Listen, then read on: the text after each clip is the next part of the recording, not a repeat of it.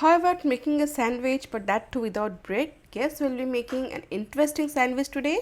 We'll make it from semolina. We'll give a very nice stuffing of potatoes and a special chutney. And I have a special trick in which we can actually multi-use a special ingredient, and I'll share with you my experience, and the taste was really awesome. You can see I have served these sandwiches with tomato ketchup and some green chutney. So let's begin with this recipe, and I hope you like this recipe because sometimes for me it's a lifesaver. So do try out this recipe, Su's Food Corner style suji sandwich. Hey guys, I'm Subankari and I welcome you all to my channel Su's Food Corner. I hope you all are doing great in your lives, and if you are new to this page, do subscribe to my page and do not forget to tap the bell button. And thank you all for loving my channel so much and liking my videos so much. Let's begin with this interesting recipe. Here I have taken a bowl, and to it I will add 1 cup of fine semolina.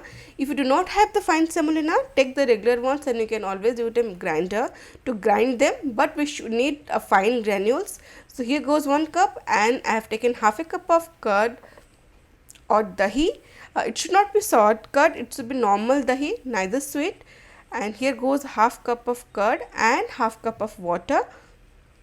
Now we need to mix all these three ingredients and let this suji or semolina soak the goodness of curd and water, and for that it will take around 20 to 30 minutes. 30 minutes is good. Meanwhile I have mixed this and I'll just keep it for 30 minutes, and then we'll prepare a mixture. Here I have green coriander, fresh green coriander with stem. We don't need to actually use only the leaves.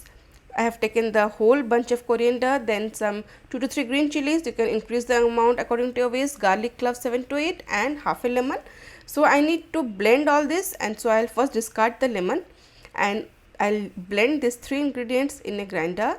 So add these ingredients, and as I said, I have taken the whole bunch of coriander with the stem and the leaves, so our work becomes a little easier. So this I have added 1 tablespoon of water and I have just blended it. You can see I have just blended, nothing fancy, just a mixture of coriander, garlic and green chili, and to it I will add black salt as per a taste. This gives a nice zing to this chutney, and I will squeeze half a lemon, give it a nice mix and keep it aside. You can see the consistency. We need this chutney and I will show you how we can multi-purposely use this.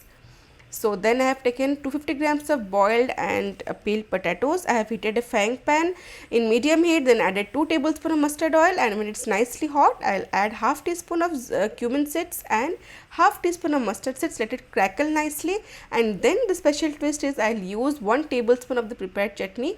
You can also increase this amount according to your taste and roast it for 30 seconds. And then goes turmeric powder around 1/4 teaspoon. Just give it a mix, and at this stage I'll add the mashed potatoes. Roughly I have mashed them, and this process saves time, increases the flavor, and we have used one ingredient for serving, for the side dish, and as an ingredient for us serving. So this is my special twist, and once you taste this stuffing, you will be fan of the stuffing. Now I'll adjust salt accordingly. Just fry for 4 to 5 minutes till nicely all the flavors goes inside this potatoes. Give it a mix, and you can see how beautiful this is looking. The stuffing is ready, and meanwhile my semolina or suji has absorbed all the water and the curd. First give it a mix. In between 30 minutes we have prepared the stuffing, and this is also ready. So this dish really saves our time. So just give it a mix, and then to this I'll add around 1/4 teaspoon of baking soda and 1 tablespoon of water, just little bit. Give it a mix again, and you can see I need to add little more. We actually need a semi thick consistency, so I have added 1 to 2 tablespoon more of water. You can always adjust this according to the quality of your semolina.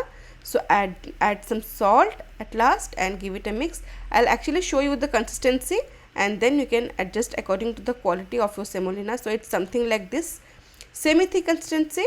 It can be poured, but it's not actually thin, it's thick. So this is done.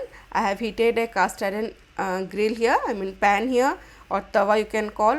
Normally it's used to make dosas, parathas.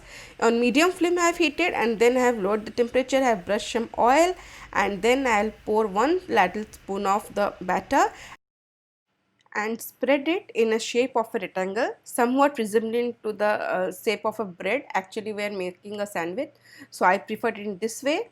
I'll make a small patty of the stuffing, and this goes on the top of the first layer. Just spread it using your fingers and then add a little more mixture on the top of it. Make sure the second layer of mixture doesn't go outside the boundaries that you have made of your first layer.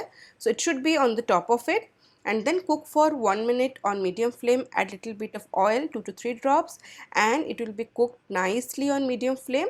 After 1 to 2 minutes, carefully flip this so that the upper layer can also be cooked.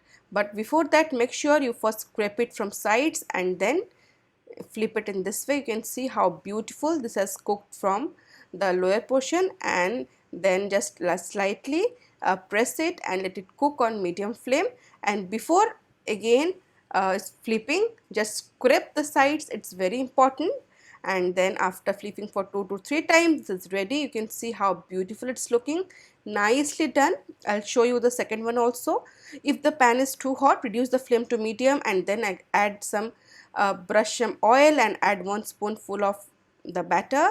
Cook for 1 minute till the pores appear, and then add the stuffing that we had made and use your fingers to spread it, and then goes a little more batter on the top of it, and just wait for 1 minute. Apply some oil on the top, and you can see it's been cooking nicely. Scrape from bottom first, it's very important. This will help release from the sides, and then flip it, apply some more oil, and then let it cook for 1 to 2 minutes, and then scrape from sides again, it's very important, and then flip it, and you can see this is also beautifully done. It's perfect. One sandwich takes around 3 minutes, 3 to 4 minutes, and then remove from flame, and then I'll just divide it into 2 portions. I have taken the small fine sew, you can call it's used in charts normally, and then I'll just do this process so that this can be coated. You can apply some chutney on the opening and then you can coat, but I prefer it in this way. It's looking beautiful. You can see how nice it's looking. Then I'll serve it, and you can see how nicely the chef has coated this sandwich. And you can also add some cheese. You can do variations according to yours, and there goes the multi-purpose chutney, some tomato ketchup. My beautiful platter of this delicious breakfast is ready. You can see how nice it's looking, and as I said, you can add some cheese, throw in some veggies in the stuffing, completely depends upon your wish. And as because we have used the one ingredients to do our stuffing, it saves a lot of time.